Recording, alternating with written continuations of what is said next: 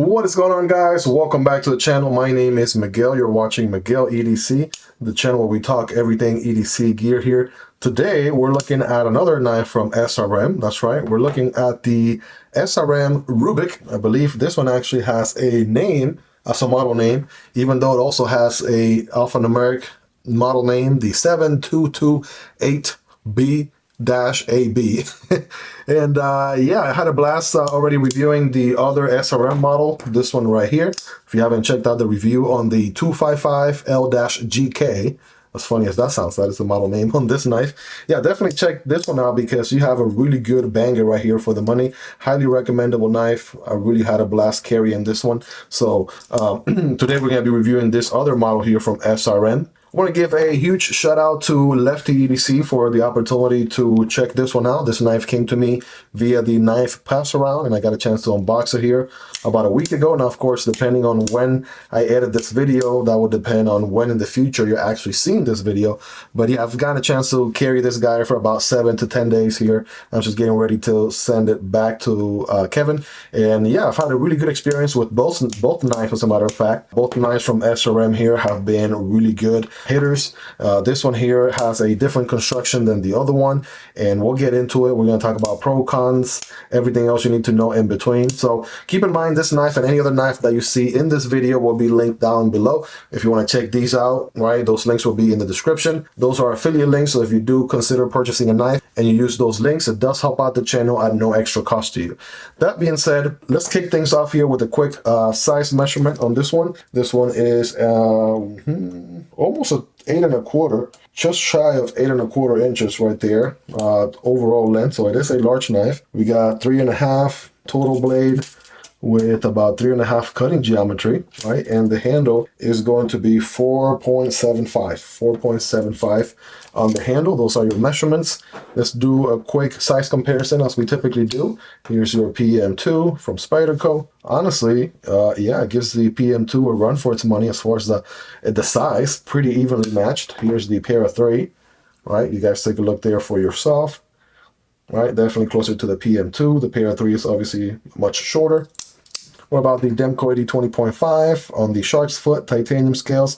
It's going to be just a little bit shorter. And of course, the smaller sibling, the Shark Cub, on the slicer blade aluminum handles is going to be shorter also. These are some of the most popular, well-known knives that you probably own yourself. Just to give you a ballpark, the Rot Model 1 from Ontario is typically one of the largest knives featured in the channel here, and it gives this SRM model a run for its money. It's probably about 1/4 of an inch larger. And of course, the Rot Model 2 is going to be quite a bit shorter there. And here's the CJRB Pyrite Alt with the Warncliffe blade button lock. And here's the Vosteed Raccoon with the crossbar, another crossbar as well, right? It's a little bit shorter than the Rubik. And again, Rubik spelled just like Rubik's Cube, R-U-B-I-K. And yeah, this guy is going to be a little bit longer indeed than the other two. And last but not least, right, it will only be fair to share this other model here as well. Check it out here. The 255L-GK next to it. And that one's going to be a little bit shorter of a knife overall. But this thing is a lightweight, super feather lightweight knife. Truly recommendable. If you haven't seen the review on this guy, you owe it to yourself to go ahead and watch that video after this one. That being said, what do we have going on here on this knife? First of all, we have a crossbar lock, right? We have thumb deployment that we can do. We can deploy with the crossbar itself. As far as action, you can reverse flick as well, right? Check out the reverse flick. Boom. That's really good. As far as materials, we have a black coated, right? This is not a black wash, but a black coated 14C28N steel, which, 14C28N is already pretty corrosion resistant by default. So putting that coat on there is only going to protect it even more. 14C28N is a very popular material to use nowadays, right? Some people prefer it over D2, right? So it's pretty common on budget knives, most knives. You know, we want them to have 14C28N. For example, that Raccoon has 14C28N, and that is a great steel.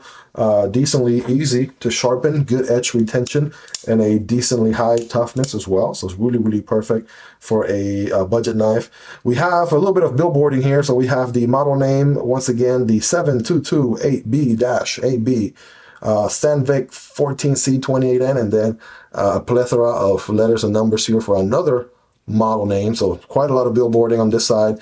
We also have the SRM logo, stay ready for more, printed on the blade, but then you already have SRM right here on the pivot, which that's their logo.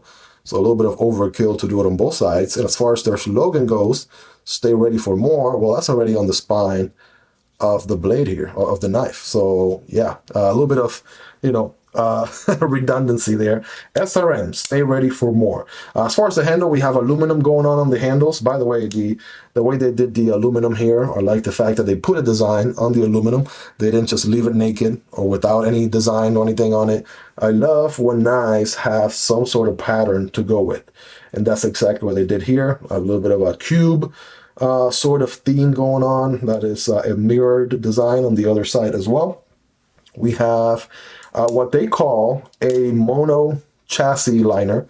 Okay, so check this out. This whole thing almost makes this knife look like an integral, but it's not. We'll have a liner, right, that also works sort of like a backspacer, but it takes place from here to here, right? It goes all the way down. There's another backspacer here, indeed, but this is part of the liners. The liners on this knife are actually, I believe, they had to have been intentional with this, right? They are exceptionally proud because the aluminum handles kind of end here, but then the liners kind of extend another 1/8 of an inch outside of where the actual scales, aluminum scales, end. So they had to have done that on purpose, right? And then ergonomically speaking, right, it feels good in the hand, right? It feels really nice and comfortable. My only gripe with those proud liners like that, the way they did them, and I mentioned this during the unboxing, is that if you get your hammer grip or you really bear down on the knife, like you're really, really gripping it, putting pressure on it, right, then it's really gonna, you know, dig into your fingers a little bit, and you'll feel that in your hands, right? The way they did it, I'm not sure why they did it. I'm not sure why they didn't just level off the liners along with the scales. That would have been my preference. It would have definitely made a lot more ergonomic sense. But again, that's only when you really, really like squeeze it, like you really bear down on it. But other than that, if you really don't, for light use, it feels okay. It feels pretty good, right? I feel like at any time you could feel those liners in your hand, and that's, again, if anything, one of the only drawbacks to this knife out of anything, right? Because there's so much this knife has going for it, but that was one thing that really I noticed right off the bat, and every single time that I carried it, if I did any sort of hardcore heavy duty task or what have you, right, those liners, you know, they don't feel the most comfortable the way they were designed, being so proud and standing out as much as they do. But other than that, you have a ambidextrous knife. Obviously a crossbar lock knife is an ambidextrous knife, so you could use it with your right hand or your left hand. And as you clearly can see, my left hand is not anywhere nearly as strained as my right hand, but I feel like you get the point, right, obviously. And what complements a really good ambidextrous locking mechanism is a reversible pocket clip. Well, first things first, this is a very deep carry clip. Let's just address that right away. And I love what they did here. They did something very, very unique. I mentioned this during the other SRM knife review, and I'm not sure if you guys have caught on to it yet or not. It's been an Easter egg this whole video so far, the fact that the pocket clip was on the left side. And I noticed that the second I started recording, and I was going to stop and switch it, but I was like, you know what, I'm just going to leave it there and see if they notice. So it's been on the left position, and I'm not lefty, so it is super easy, super effortless to go ahead and switch the clip on this knife, right? And I'm going to show you guys, and I don't want you to blink because you might miss it, so pay close attention here. They have what they call a tool-free pocket clip, and all that you have to do, right, is you have to squeeze in these two little bars, close them together, right, have them kiss each other right there, and then you would at the same time push the pocket clip up, and look at that, it comes right out of the handle, just like that. Okay, it has a little bit of like some teeth on both sides right here, so you could sort of see where it clips. It sort of looks a little bit easier to see on this other model, right? So same deal, you squeeze these together, push out, right? You can see those teeth where it clips in place, right? So then you just go ahead and slide it, you know, where it needs to go, right? Done and done. So same deal here, right? I'm gonna slide it now on the right side for right carry. And here we go, ready? Click. That's it. That is it. I didn't have to take out my screwdriver. I didn't have to take out anything, right? Everything was done by simply, right, just doing that, right? How, my question is, how have more companies not done something similar, right? How, like the genius SRM that came up with this, they need a race. Like they need to be at a really high position in the company, because man, that is revolutionary. How's that not the industry standard by now? But hopefully at some point it will be. Now, you know, some companies could argue that, hey, you don't just switch from being a righty to a lefty overnight. So, you know, most cases, if you have already a reversible pocket clip like this Vosteed Raccoon with a nested portion, additional screws and everything, that's already a solution, because chances are if you're righty, you're going to keep it on the righty position. If you're a lefty, you're just going to put it on the left side, and that's it. You're not going to be switching it back and forth. But just the fact that you can do that on the fly, right? Easily take it out, slide it into whatever preference you have. Say, I don't know, you and a friend of yours or your spouse or whoever, maybe you're a righty. In my case, my wife is a lefty. I don't know, maybe on a knife like this, I could carry it. And if she was into knives and I want to let her borrow it, she could simply just take out the pocket clip and put it on the other side, right? How genius is that? No tools necessary. I was blown away by that, honestly. Like that was one of those things I was like, man, that is a cool feature. That is certainly a cool feature. So let's see, where are we? So the action is really, really good on this knife. Obviously, the ball bearings here are awesome. Drop shot action as you would expect it without much of an effort. This one's obviously still breaking in. There's a little bit more weight to this blade as compared to the other model. But yeah, I think fire is really, really good. Just enough tension to keep the blade in place. I guess if you do whip it hard enough, you could open it with a nice hard whip. But, you know, that's pretty much every crossbar lock out there, really. So check that out. So let's see, where are we? Let's do a quick weight on this guy. Again, let's see. There's a little bit of milling going on inside. I see some circles going on both ends. So those steel liners, right, which are part of that mono chassis construction, they are milled. And obviously, out of the two, the lighter model was the G10 version here. So this guy is probably more like 3.5 ounces. Ooh, look at that, another ounce more. So 4.4 ounces. So yeah, it's a little bit of weight to it, right? Aluminum scales also. This one takes the cake. This one was 2.5 ounces right there. Super, super lightweight. So they cater to whatever your preference is, right? If you like lighter knives, then you go that route. If you like a little bit of a heavier weight in your hand, right, then you go this route. So really, really good job here. Let's get a quick read on the blade stock thickness here. We have 0.12. That's not bad. It's about industry standard for a lot of knives that I check out here in the channel, right? The slicer of the two was going to be this guy. This one was 0.10 inches on the blade stock thickness, and handle is about 0.46. So, you know, enough girth there to, you know, get a good grip on it, right?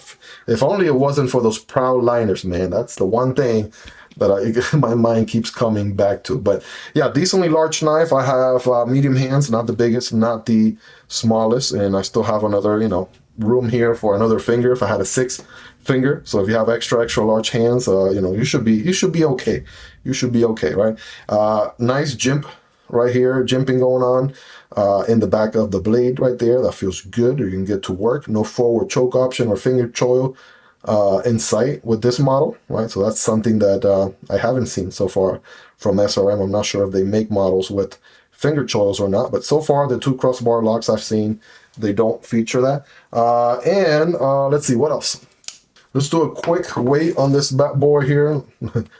Let's do a quick hardware check. Of course, I think that's about the only thing that we haven't done so far. Let's see. See some T8 and some T6. So pivot, right? I like that they have a captive pivot on one side and a T8 on the other. That's good. And body screws. This one is a T8 as well. Very well done. And the only thing that's a T6, and you can almost forgive them for doing so, is the thumb studs, right? Most companies don't even allow you to you know, have a way to unscrew the thumb studs. Here you do, and it will be a T6. Yeah, so T6 on the thumb studs, everything else is a T8. And honestly, with that mono chassis design, right, really not a lot of screws going on. If you pay close attention here, you have the pivot screw and one screw way back here, and that is it. That is your screws. The pocket clip doesn't take any screws. We already talked about that. And there's no other standoffs or anything necessary, really, right? There's one, you know, backspacer mono chassis here, right? Definitely takes care of making a very, very solid knife without any issues there. So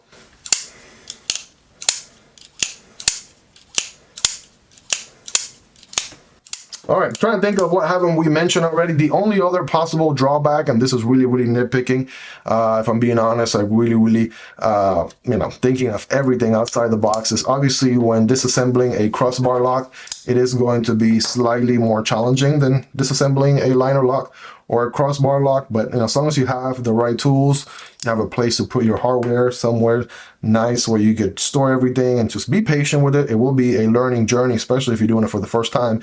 You will be okay. The other thing people often complain about are the omega springs with any crossbar lock knife. They're always going to say, well, how long are the springs going to last, and are they reliable, and when are they going to break, and things like that. So I did check the box, and they don't include any additional omega springs. You get your silica gel, nice little branded pouch right there, and that's about it as far as the box goes. So I feel like 2024, this day and age, a lot of companies are getting it right. They are shipping at least one set of extra omega springs. Now, omega springs are really not all that expensive, right? Buying them as a user, they're pretty affordable. And for a manufacturer who's going to be doing these by the tons of thousands, like, you know, I'm sure they can factor that into the price pretty affordably without really breaking their bank. So yeah, we are, the knife community as a whole is really rooting for manufacturers to include an additional set of omega springs, if not two, with every crossbar knife that they make. That really gives the user peace of mind. It really lets them know that, hey, you know, I got omega springs here, and God forbid if something happens, which by the way, most people think that, you know, I got a crossbar lock knife, it's going to break within a week or a month or a year. I have, you know, knives that are omega springs that are over a year old, and those are still the OG springs, and I haven't had any issues. So really, you know, really comes down to, you know, longevity and how long down the road they may have some reliability issues, and just having an additional set with you in the box will give you that additional peace of mind, right, if anything. All right, other than that, those things aside, you have a really, really solid knife. I did get a chance to look a little bit into SRM. It is a Chinese brand, all right? I feel like I needed to make that clear in case it wasn't already. It's a pretty much well-known household name in China. So a lot of people know these knives. They use them as tools professionally and even enthusiasts on a daily basis. So pretty well-known over there. And, you know, I'm just happy that I got a chance to check these out. Again, shout out to Kevin for the opportunity, because they make really good. So far, the two models have been crossbar locks, and they really feel good, right? They feel the action, deployment, right? Let's check that blade is really robust. Locked in place, no side to side, no up and down movement. I noticed that this mono chassis construction, I keep using their own, you know, terminology because I think that sounds so cool, right? You know, that works as the, you know, stop right there for the blade when it opens. So that's pretty interesting. They even thought about that. So there's no additional need, or no need for an additional stop pin at all, right? So even that was engineered pretty good. The ball bearings here are super, super smooth. I feel like if I were to compare the action here, very similar to the action you get on the Vosteed Raccoon, very similar to the action you get on the Kershaw Iridium. If you've checked out any of those models, that is exactly the type of action, right, that you can expect from this guy. So yeah, other than those things that we have talked about, definitely recommend this guy. I feel like if you're someone who's gonna use this knife for work purposes, and anytime you end up cutting a ton of stuff for a long period of time, you're probably not gonna do it with your bare hands. You're gonna put it on a pair of gloves, good pair of gloves. The liner issue, you know, really, you know, like stabbing at your hand is not gonna be that bad. Honestly, again, I want to emphasize this, you really only feel it if you put a lot of pressure and really squeeze. But on your regular grip and things like that, you'll bear, you know, you won't notice it as much, right? Let's say that, right? So just want to be clear there and explain that very well so you guys understood, or at least got the picture there. But yeah, this guy comes in around $75. So we'll be linked in the description if you want to check it out and learn more. If you do think about picking this guy up for yourself, it does help out the channel if you do purchase it through those links, but that is entirely up to you and at no extra cost to you whatsoever. So keep that in mind.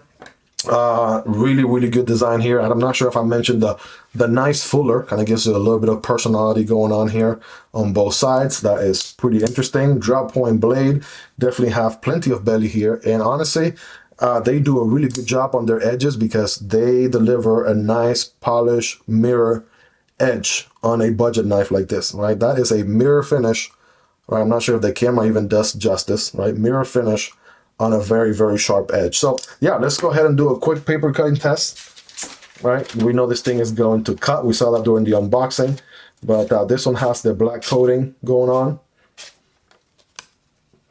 Check out the swirls right there, right? So yeah, this thing is going to slice really good.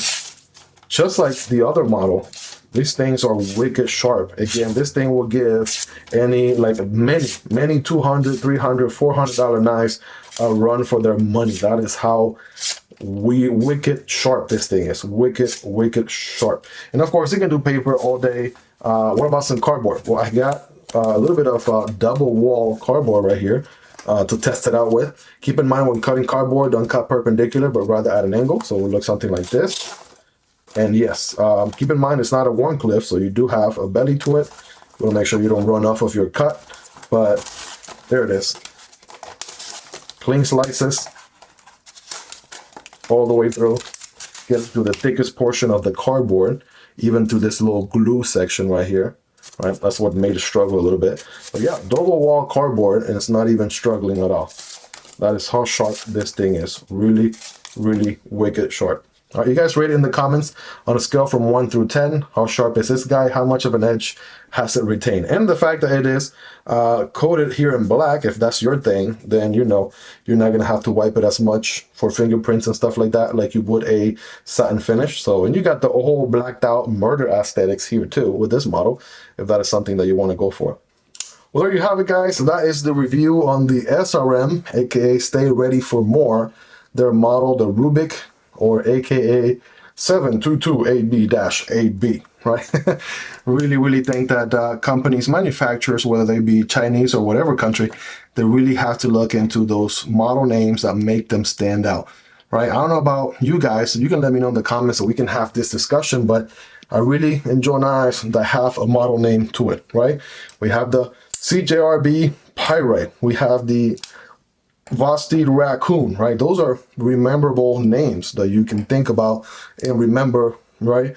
And they stick. But, you know, alphanumeric names are not the most popular way for a knife to be remembered. And they call it the Rubik. I'm not sure how many people actually know it as the Rubik, but that whole naming convention aside, they have a really solid knife right here. This thing is built like a tank.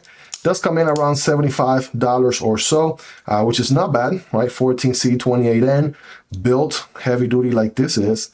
This is a solid working tool right here, and again, super sharp edge. This thing comes with a laser beam of an edge, ready to do some work. So really good experience. Highly recommend this knife. Check it out in the description below. Let me know, right, if this is a knife that you would consider. What are your thoughts on it?